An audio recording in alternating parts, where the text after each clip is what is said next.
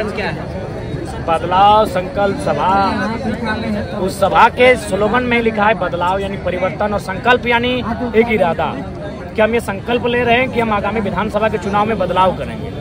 तो बदलाव कहाँ होगा? चुनाव यानी राजनीति, चुनाव यानी राज्य का विधानसभा का चुनाव, चुनाव यानी सत्ता का बनना, चुनाव यानी झारखंड राज्य की तकदीर को बदलना। तो आगामी जो विधानसभा का चुनाव होगा, इस सभा के माध्यम से उपस्थित लोग संकल्प ले रहे हैं कि उसमें बदलाव लाया जाएगा।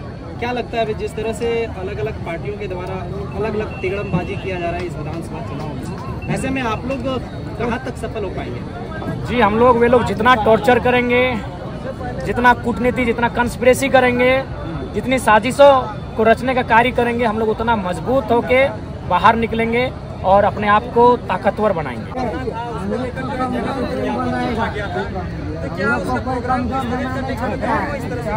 देखिए, आरोप नहीं, आपको भी मालूम है कि तमिलनाडु की किस प्रकार से वो लोगों को दिग्भ्रमित करते हैं, किस प्रकार से गलत डेटा के साथ अपना यूट्यूब में वीडियो बनाते हैं, ये आपको भी मालूम है। तो मेरा यही सवाल है कि झारखंड में एक तो माहौल देख रहे हैं कि यहाँ की नौकरियों को अन्य राज्यों के लोग लूट कर लेके जा रहे हैं, और आप यहाँ उनकी छाती में चढ़ के इस प्रकार का कार्यक्रम करेंगे तो ये कह सकते हैं झारखंडियों के गाल पे एक तमाचे के जैसा है। तो इससे अच्छा है कि इस विषय को संज्ञान लेकर प्रशासन ने उस कार्यक्रम को रोका है, ये एक बढ़िया संदेश। पार्टी से उम्मीदवार घोषणा करते हमें लगता है कि और 4-5 दिनों में पहली सूची जारी हो जाएगी, उसके बाद धीरे धीरे दूसरी, तीसरी, चौथी, पांचवी, छठी, सातवीं सूची जारी होगी। अभी बाहर के एक मतलब बाहरी राज्य के एक नेता है, पत्रकार भी है, वो आपको लेकर के बहुत सारी बयानबाजी किए हैं अलग अलग। देखिए, सबसे पहला बात ना मेरे पास, हमें अब उतना समय हम लोग का विधानसभा के चुनाव में नहीं है कि एक बाहर का व्यक्ति आता है, हम पे कोई बात करता है, उसको हम उसके लिए हमारी प्रवक्ता मंडली है, आप उनका इंटरव्यू लीजिए, लाइव लीजिए, वो उत्तर देंगे। आरोप प्रत्यारोप लगातार लग रहे हैं। आरोप प्रत्यारोप इसलिए लगाया जाता है कि उनको लगता है कि जरा मात तो कहीं उलझा के रख देना है, तो आप वहाँ उलझ के रहेंगे नहीं। 2 महीने का समय है, 2 महीने में हमको पूरा 81 विधानसभा को कम से कम एक बार टच करना है। हम उसी मिशन के साथ निकल चुके हैं। आपको जैसे सीजीएल का एग्जाम होता है, उस बीच जो है इंटरनेट सेवा को बंद कर दिया जाता है, पहली बार ऐसा हुआ है कि किसी भी देखिए, इसका मतलब सरकार को शंका है, इसका मतलब सरकार को शंका है कि पेपर लीक हो चुका है या पेपर को हम लोगों ने बेचा है, अब वो व्हाट्सएप ग्रुप में कहीं वायरल ना हो, इसलिए। यानी अगर सरकार ने इंटरनेट को बंद किया है तो सरकार को अपने खुद के कार्य प्रणाली पर शंका है, तभी उन्होंने ये कदम उठाया। किस तरह का कैंडिडेट आप देना चाहेंगे, क्या मुद्दा रह रहा है? देखिए, मुद्दा एक होता है स्टेट लेवल का, एक मुद्दा होता है उस क्षेत्र का, और एक मुद्दा होता है गांव-गांव का। तो इन तीनों मुद्दों को, तमाम मुद्दों को हम लोग एक बिंदु में, एक माले में पिरोकर यहाँ के प्रत्याशी का नाम की घोषणा करेंगे।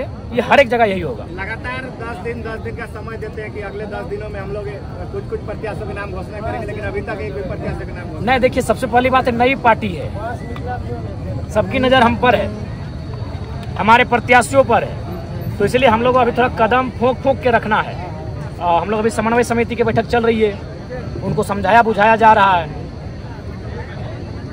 जयराम जी, एक बड़ी सवाल संजय मेहता ने, देखिए, सवाल का उत्तर दिया जा चुका है, और इस पे सवाल हमसे उस दिन कीजिएगा। सबसे पहले उनको बधाई, वो फले फूले, जीवन में बहुत आगे बढ़े, लेकिन इस सवाल का उत्तर हम उस दिन देंगे जब वो अपने संगठन के बाद चुनाव लड़ेंगे और 8.5 लाख वोट उनकी पार्टी ले आएगी। तब हम लोग 8.5 लाख वोट लाए हैं, तो हम लोग अपना उन पे तभी हम लोग बात करेंगे जब वो 8.5 लाख वोट लेकर आएंगे।